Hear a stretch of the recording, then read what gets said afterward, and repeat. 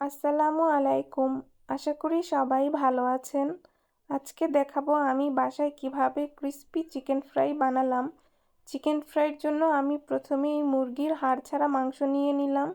ম্যারিনেটের জন্য 1 চামচ পরিমাণ আদা রসুন বাটা, মরিচের গুঁড়ো, লবণ, হালকা জিরার গুঁড়ো ও একটু কর্নফ্লোর দিয়ে দিলাম। কর্নফ্লোরটা আপনারা মাংসের পরিমাণ বুঝে দিবেন। তো অন্ততপক্ষে ম্যারিনেট করে 20 মিনিট রেখে দিতে হবে।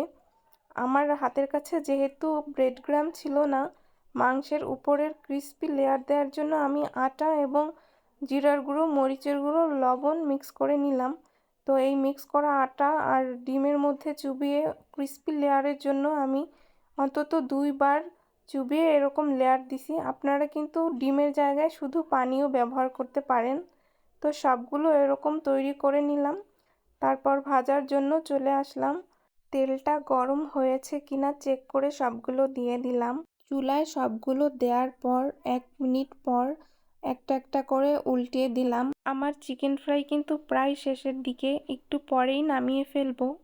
কালারটা চলে আসছে, আমি আমার চিকেন ফ্রাইগুলো তুলে নিলাম।